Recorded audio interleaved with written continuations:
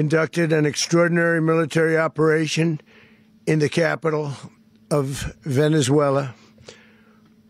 Overwhelming American military power, air, land, and sea, was used to launch a spectacular assault.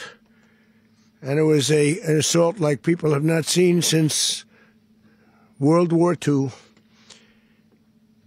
It was a force against a heavily fortified military fortress in the heart of Caracas to bring outlaw dictator Nicolas Maduro to justice.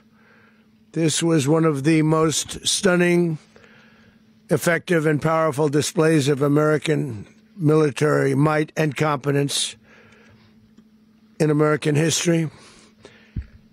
And if you think about it, we've done some other good ones, like the attack on Soleimani,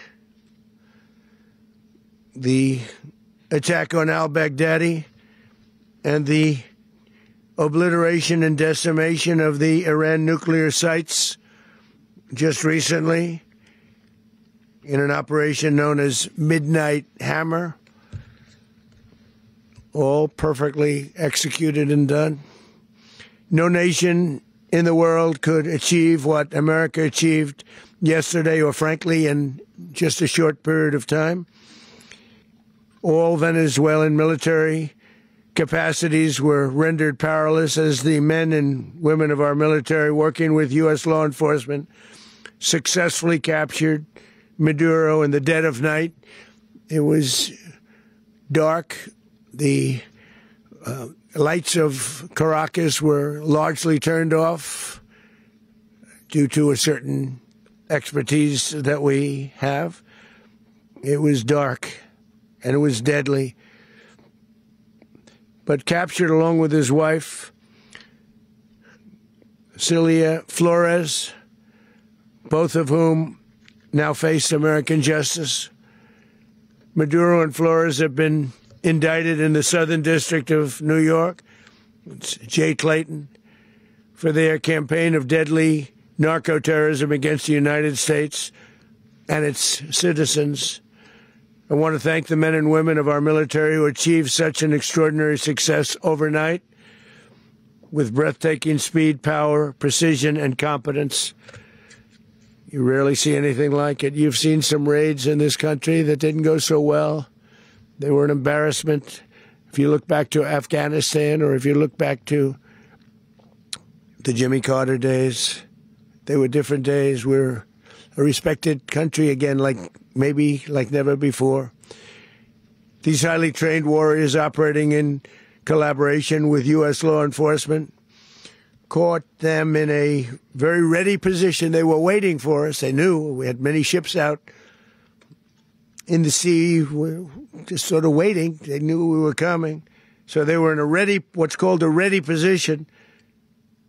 But they were completely overwhelmed and very quickly incapacitated. If you would have seen what I saw last night, you would have been very impressed. I'm not sure that you'll ever get to see it, but it was an incredible thing to see. Not a single American service member was killed, and not a single piece of American equipment was lost. We had many helicopters, many planes, many people involved in that fight. But think of that, not one piece of military equipment was lost, not one service member was, more importantly, killed. The United States military is the strongest and most fearsome military on the planet by far. With capabilities and skills our enemies can scarcely begin to imagine. We have the best equipment anywhere in the world. There's no equipment like what we have, and you see that even if you just look at the boats. You know, we've knocked out 97% of the drugs coming in by sea. 90%. Each boat kills on average, 25,000 people. We knocked out 97%. And those drugs mostly come from a place called Venezuela. We're going to run the country until such time as we can do a safe, proper, and judicious transition. So we don't want to be involved with having somebody else get in, and we have the same situation that we had for the last long period of years. So we are going to run the country until such time as we can do a safe, proper, and judicious transition. And it has to be judicious because that's what we're all about. We want peace, liberty, and justice for the Venezuela, and that includes many from Venezuela that are now living in the United States and want to go back to their country. It's their homeland. We can't take a chance that somebody else takes over Venezuela that doesn't have the good of the Venezuelan people in mind. We've had decades of that. We're not going to let that happen. We're there now, and what people don't understand, but they understand as I say this, we're there now, but we're going to stay until such time as the proper transition can take place. So we're going to stay until such time as we're going to run it, essentially, until such time as a proper transition can take place. As everyone knows, the oil business in Venezuela has been a bust, a total bust, for a long period of time. They were pumping almost nothing by comparison to what they could have been pumping and what could have taken place. We're going to have our very large United States oil companies, the biggest anywhere in the world, go in, spend billions of dollars, fix the badly broken infrastructure, the oil infrastructure, and start making money for the country. And we are ready to stage a second and much larger attack if we need to do so. So we were prepared to do a second wave if we needed to do so. We actually assumed that a second wave would be necessary, but now it's probably not. The first wave, if you'd like to call it that, the first attack was so successful, we probably don't have to do a second, but we're prepared to do a second wave, a much bigger wave, actually. This was pinpoint, but we have a much bigger wave that probably won't have to do. This partnership of Venezuela with the United States of America, a country that everybody wants to be involved with because of what we were able to do and accomplish, will make the people of Venezuela rich, independent, and safe.